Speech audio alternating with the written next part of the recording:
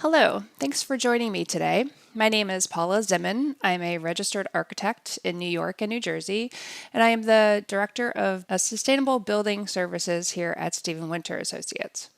The presentation today is a discussion about the future of energy in our buildings. During the course of this presentation, I'll be covering the history of energy codes. What is the overall goal of energy codes and how did they get started? I'll also review energy regulation trends. What is happening in the field of energy regulation relative to building energy today? I'll also discuss the influences that are causing these trends. And that will all lead up to painting a picture of where I think building energy regulations will be going. But to do that, we need to have a basic understanding first of common energy metrics used in our buildings. And then these metrics really matter in building energy of how buildings interact with the grid. And if we acknowledge that net zero energy really is the future of our buildings at scale, these metrics matter even more. We'll wrap up the presentation reviewing some case studies and a quick net zero energy toolkit for anyone to use to evaluate renewables for their project. So let's get started. How did energy codes start? Well, they all started here, back with the oil embargo of 1973 through the spring of 1974. By the end of the oil embargo of this time period, the price of gas surged 300%. You can compare that to today, where just recently there was a news release that the U.S. price of gas has increased 50% year over year in 2022. That's all impacted by international events that our governments can't control. But there are things that we can control. In response to the oil embargo and the impact to the rising cost of fuel, the federal government passed the first version of the Energy Policy and Conservation Act, or EPACT. This has been updated and revised over time, but the main focus has remained consistent. Relative to buildings, EPACT focuses on the cost of energy and the ability of the grid to respond to peak energy demand. EPACT supports energy efficiency programs for buildings and consumer products, such as through the Energy Star program, and also supports solutions to reduce energy demand on the grid. The key goals of grid resilience and the cost of energy continue to be priorities today. The American Society of Heating, Refrigeration, and Air Conditioning Engineers, or ASHRAE, also responded to the oil embargo with the first energy standard for buildings in 1975.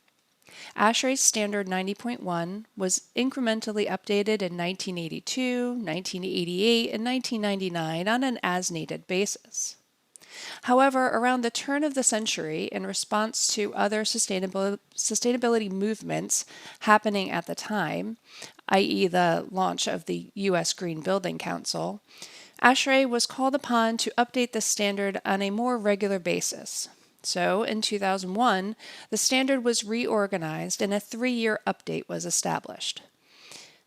Today, ASHRAE is heavily referenced in building energy efficiency programs, including incentive programs and most above-code programs in the United States, such as the LEED rating system.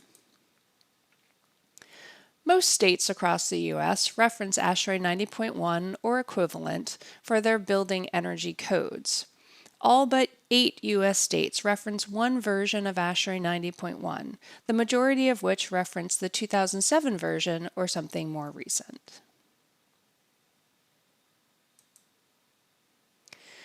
Also around the turn of the century, the International Code Council, or ICC, recognized the need to integrate a building energy code with other standardized building codes, such as the International Building Code, IBC, and the International Mechanical Code, IMC.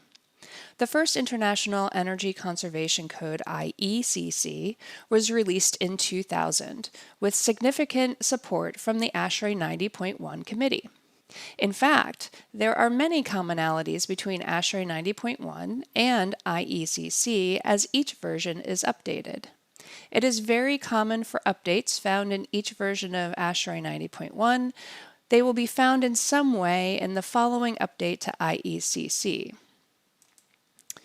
The main difference between these two documents is that ASHRAE 90.1 is a technical standard, while IECC is a building code written specifically for code officials to be able to enforce out in the field.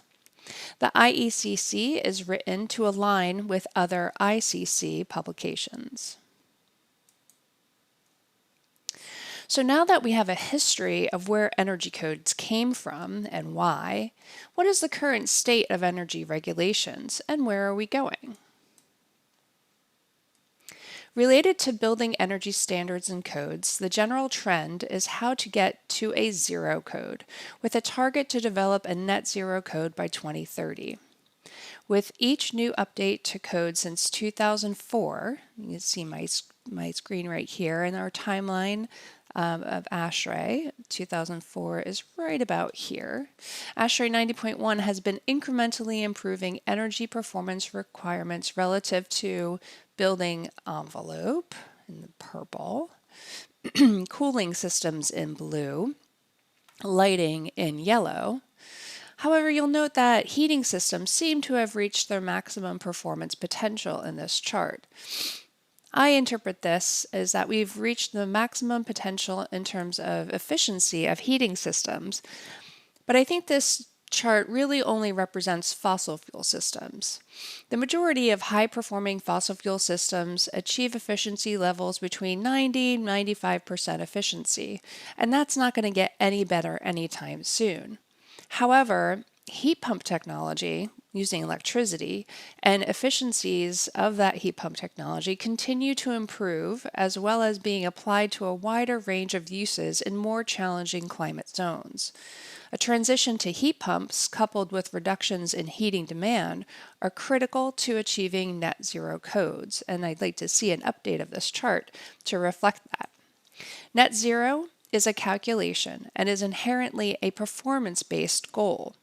So, ASHRAE has developed a performance-based code that can slowly transition to net zero over time. In 2015, ASHRAE introduced a new way of calculating compliance with their standard through the Performance Cost Index, which is a ratio of the proposed building energy cost relative to the baseline building energy cost. It is important to note that ASHRAE, until very recently, solely used energy cost as the metric of measure for compliance with the standard. We'll be discussing other metrics and their value across the landscape of building energy use in a bit. Back to the ASHRAE performance code, to demonstrate compliance, the PCI ratio must be less than the PCI target ratio. The target ratio is the mathematical adjustment of the baseline building's regulated energy cost plus the baseline building's unregulated energy cost divided by the baseline building overall energy cost.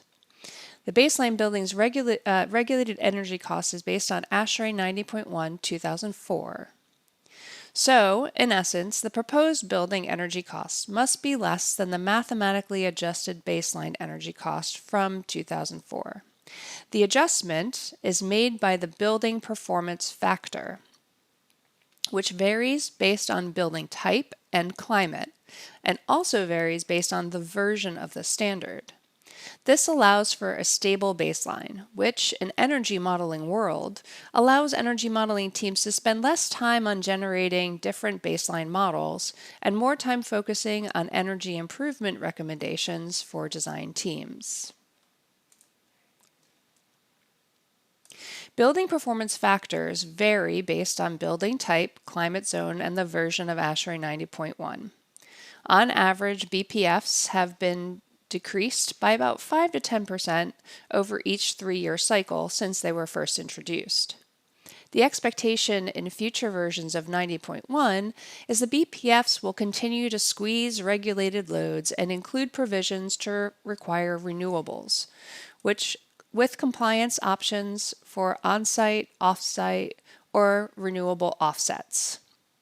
This is one example of a performance-based code with specific performance targets. There are a handful of other performance-based codes in development with focus on building system performance as a whole rather than individual component efficiencies. For example, the building envelope performance will need to take into account all thermal bridging factors, and the mechanical system must include distribution losses to determine overall system performance.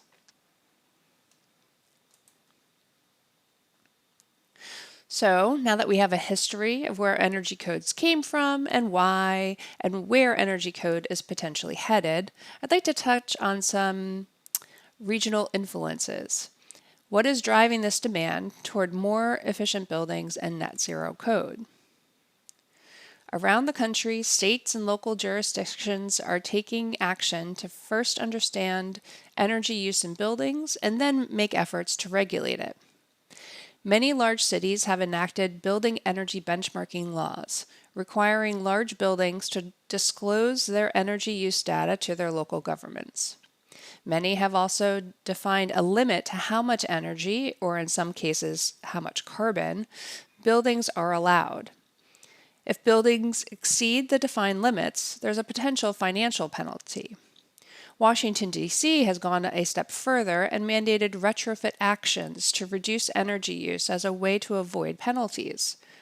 The metrics may vary between jurisdictions, but the fundamental goal is the same: reducing energy use in our current building stock. Buildings, as you can see, operations represent 28% of total global carbon emissions by sector. In our more dense urban areas, that's a much higher representation. In New York City, for example, building carbon emissions represent 75% of total carbon emissions for the region. While new construction is not yet represented in this carbon emissions chart, new buildings, once online and operational, will continue to grow this piece of the pie. This is why states and local jurisdictions continue to push for adoption of the latest energy codes.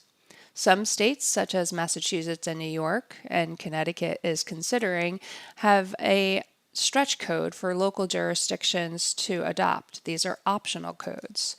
Stretch codes reference the base state energy code and allow for additional efficiency requirements beyond that base code. When larger portfolios have the opportunity, some jurisdictions define specific performance targets. For example, New York City's Local Law 31 of 2016 defines specific limits for source energy in new buildings for projects funded by the city. In some Canadian provinces, which are our neighbors to the north, there are specific maximum EUI values, that's energy use intensity, for new construction projects, and they cannot exceed certain EUI values. Additional regional influences that are impacting the future of energy in buildings include natural gas moratoriums. While natural gas burns cleaner than oil, and there has been a huge push over the last 15 years to convert oil systems to gas, that has also increased the demand for natural gas distribution. Other factors include Hurricane Sandy or other environmental factors. Lots of buildings have installed or increased capacity of their natural gas generators in order to build resilience to their buildings. And then there's just general urban growth. Particularly urban areas are growing, new buildings coming online using high performance gas systems but still demanding gas use. There also has been a push to increase the capacity of natural gas distribution lines. However, there's going to be a limit, particularly in some areas that are just not able to handle higher capacity. So natural gas moratoriums have been enacted. And finally, we have seen a great increase in just general fossil fuel bans and a push for electrification in our buildings. This is an important step to our carbon reduction goals. Fossil fuel bans are a reaction to the ability to clean our grids faster than the building sector. A greater percent of renewables have been added to our grids, and therefore our grids have lower carbon factors than what can be achieved on site. More efficient, durable, and reliable electric heat pumps, as I mentioned before, are more available for all of our buildings to use.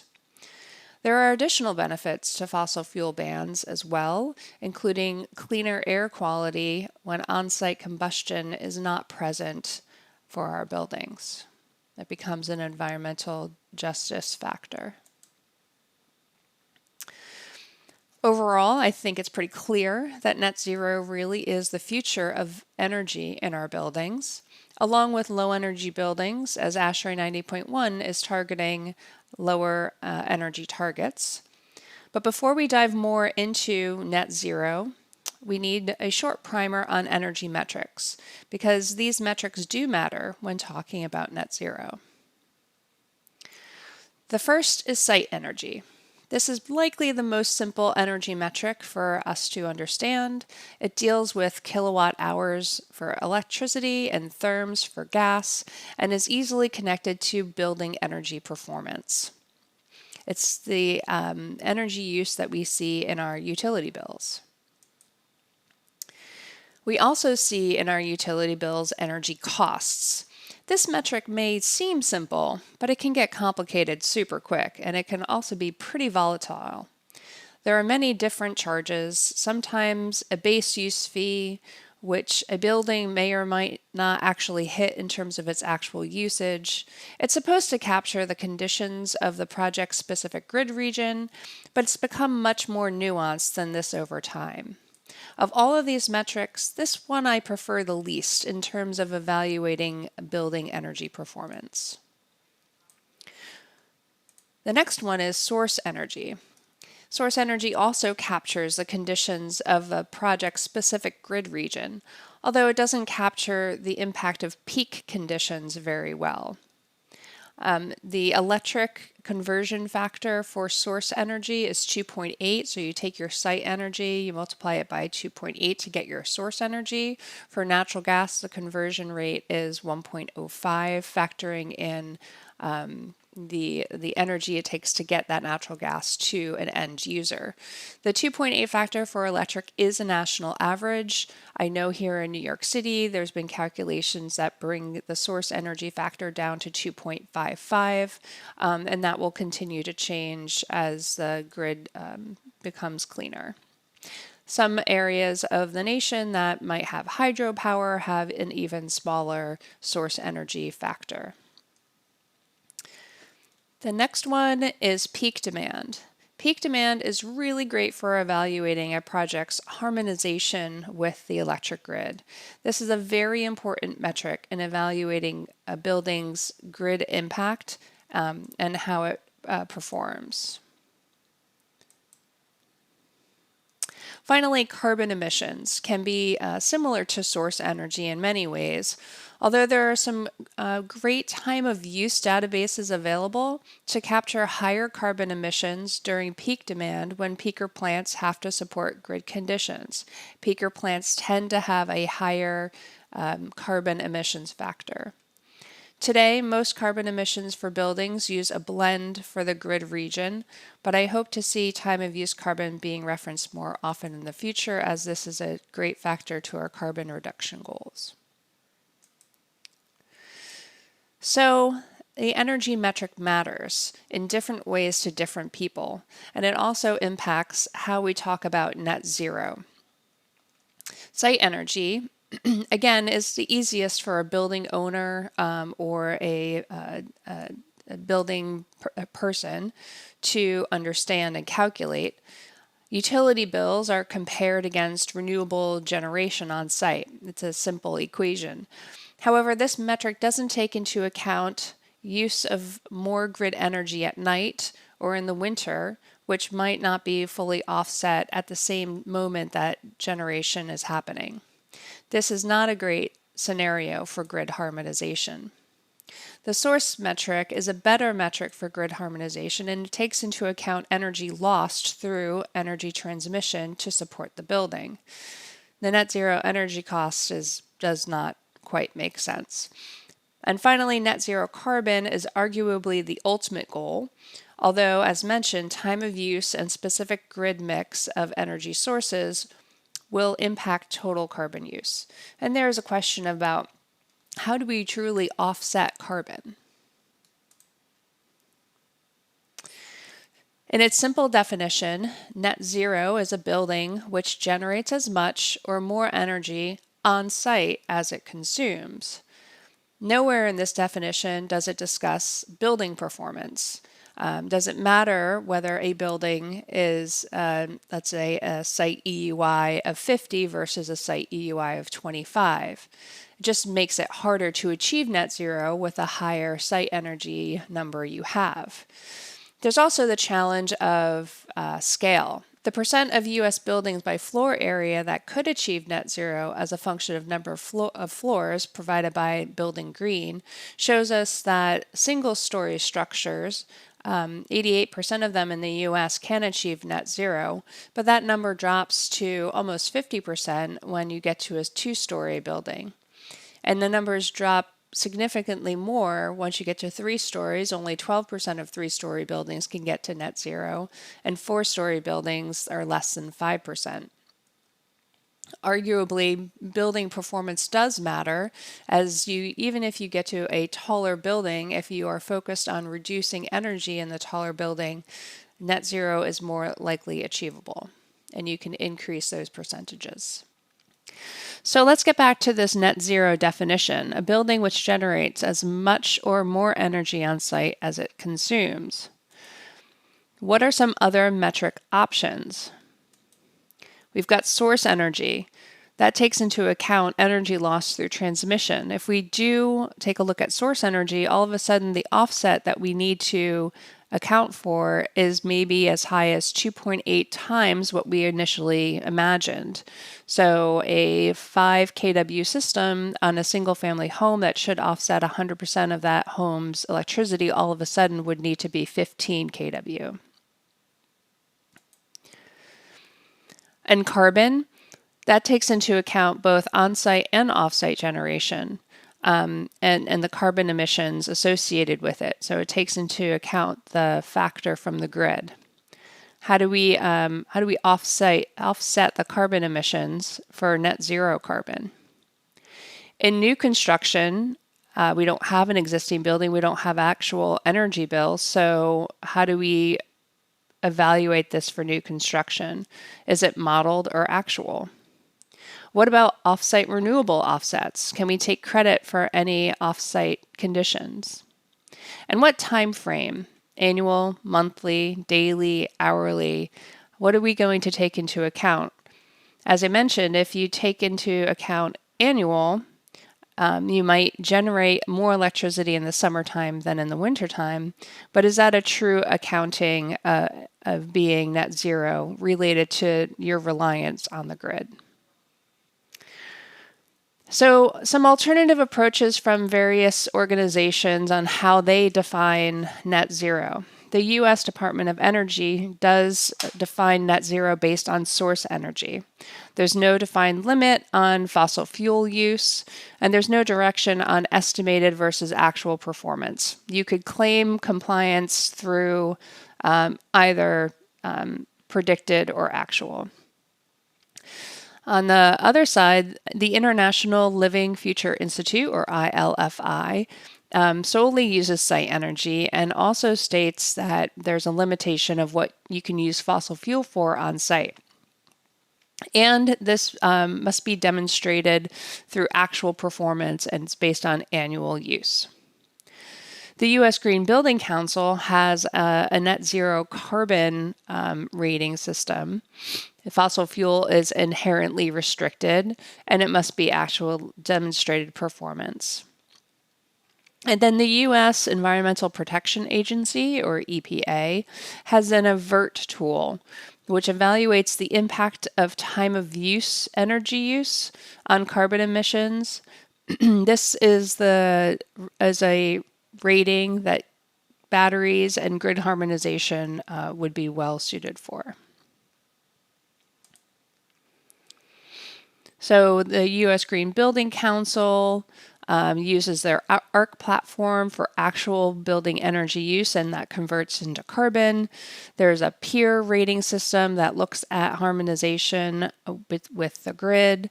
The Living Building Challenge has its own net zero certification tool.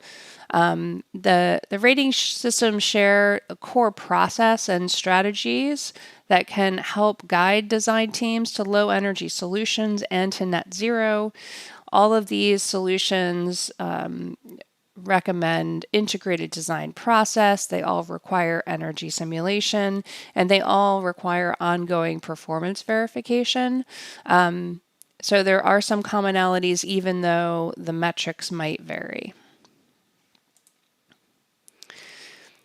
And there's different levels of commitment if certification through a net zero certification is desired, whether you're pursuing carbon or energy. There may be some other helpful tools within each of these rating systems to pursue net zero.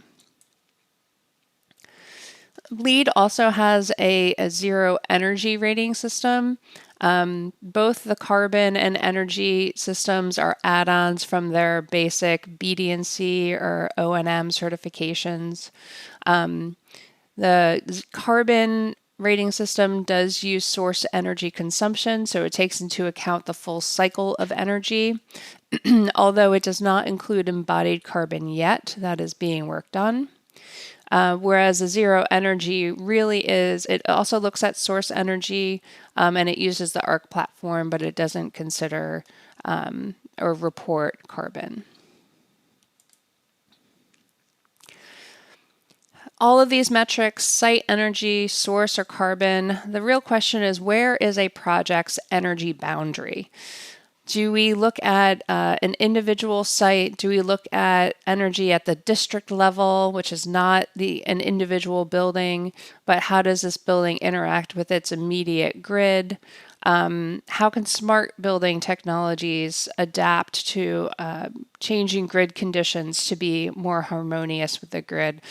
These are all things that yet need to be addressed either by code or other legislations, really to enable our whole building network to achieve our ultimate carbon goals.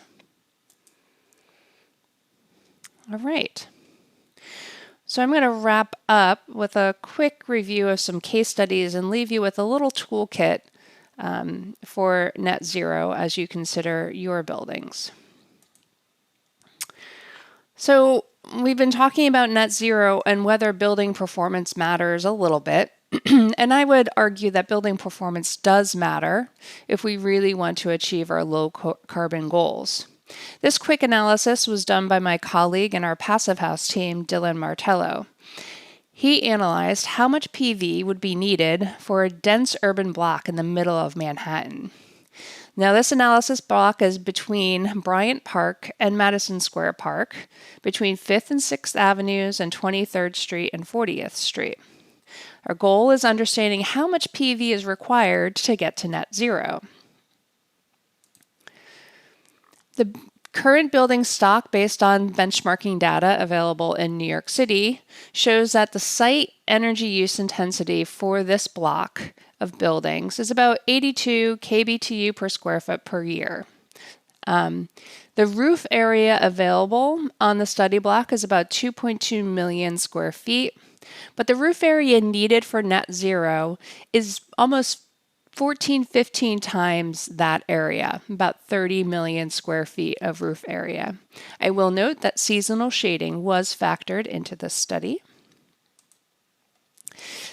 If that same square footage of buildings were to achieve Passive House certification or reduce its performance by by 25%, to be 25%, Then the roof area needed to offset the energy of this building stock is only 8 million square feet. So let's put that all together.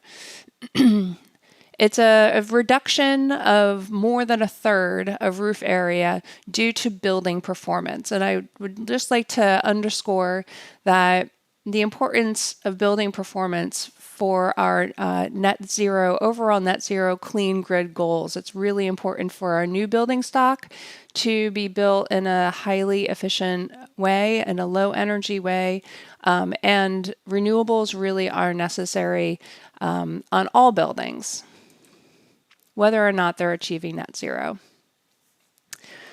So some examples of net zero projects. This one is a residential project, which is a very common building typology for net zero. They tend to be 1 or 2 story structures with general low energy loads and available roof for PV installation. This project is in Ithaca. It's called the Eco Village. There were several single-family units and duplexes. These buildings did focus on energy performance, achieving Passive House certification, as well as they installed PV electric and solar hot water systems. So overall, this is a slam dunk kind of project typology to achieve net zero. Another project that we've completed in the last 5 years is the house at Cornell Tech.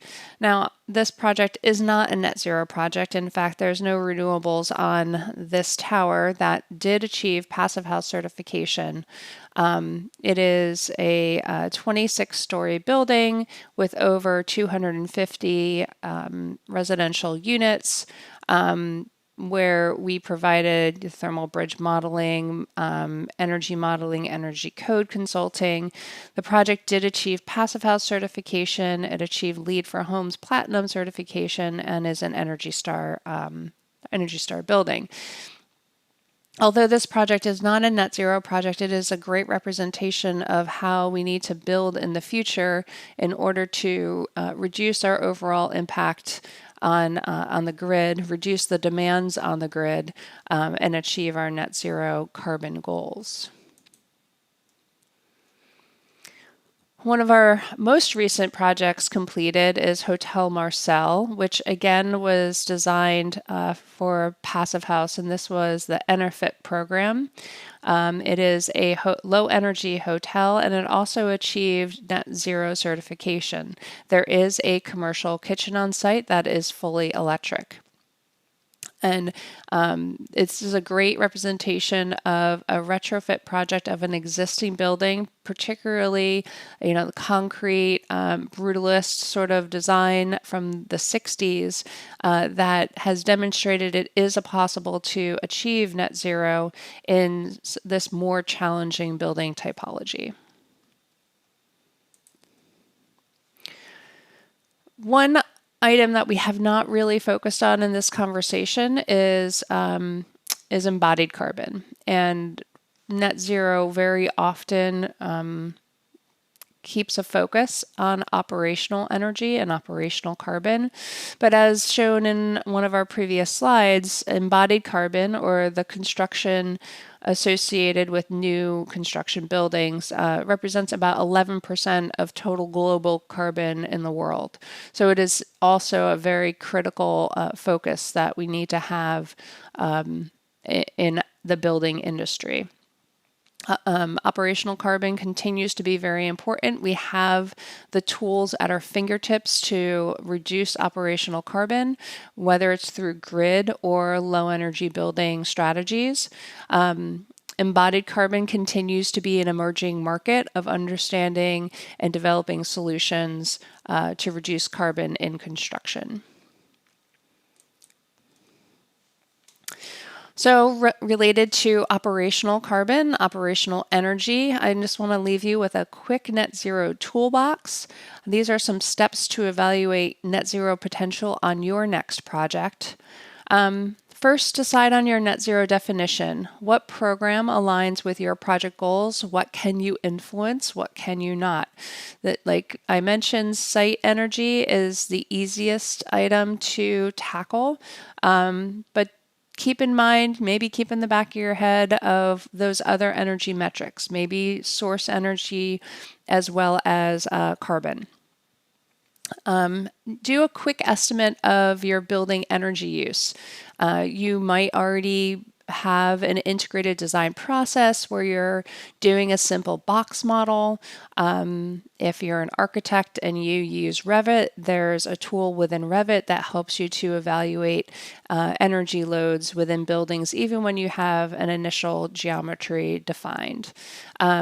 You can also use EPA's Portfolio Manager Target Finder to just represent a building, very generic programmatic requirements within a building. You can identify what a site and source EUI target would be in order to have a score of 75 or higher. Those two are pretty easy ways to estimate how much energy your building typology could be using. With existing buildings, it's very easy to benchmark based on your utility bills. So once you have an estimate of building energy use or the actual building's energy use, you can use the PV Watts tool to estimate renewable energy potential on your roof or on the site of a building, and then evaluate generation against energy use of the building to see where you would land in terms of net zero. And I would encourage you to celebrate even if you can only offset 5%, 10% of your building. If you can't achieve 100% offset, that is no reason to say we should not do PV. PV is going to be essential for offsetting, maybe your energy demand, and that would be something that usually occurs in the summertime when those PV panels really are doing their maximum work anyway. So maybe that's how you can measure success, is how much energy demand is offset by your PV system, and that could also relate and help offset energy costs as well. So an example of the simple toolkit, how this can be applied on a project. Here we have a higher education project. It's about 75,000 square feet, 2 stories, and a basement. Using Target Finder, this is an existing building that's being renovated, so it's completely renovated, so the existing utility data wasn't going to be very helpful. So we used Target Finder to say that our site EUI was going to be about 26.8 kBTU per year. If we convert that to kilowatt hours, the conversion is to 7.85 kWh per square foot per year. So that's a square foot metric, so we have to multiply that by the total square footage of the building to get a total energy use estimate for the building, which is 588,750 kWh per year. Now we're going to estimate the renewable energy of the building. In this case, we did not use PV watts. We just used a rule of thumb of 1 kW per 100 square feet of roof area. We do have a 25,000 square foot roof area available, so that our maximum PV system would be about 250 kW. We confirmed through PV Watts that a 500 kW PV system would be available for net zero. So this project could not get 100% net zero, but 50% is a step in the right direction for this, maybe for the institution, certainly for the project, and certainly toward our carbon goals. So representing this potential offset should not be underrepresented.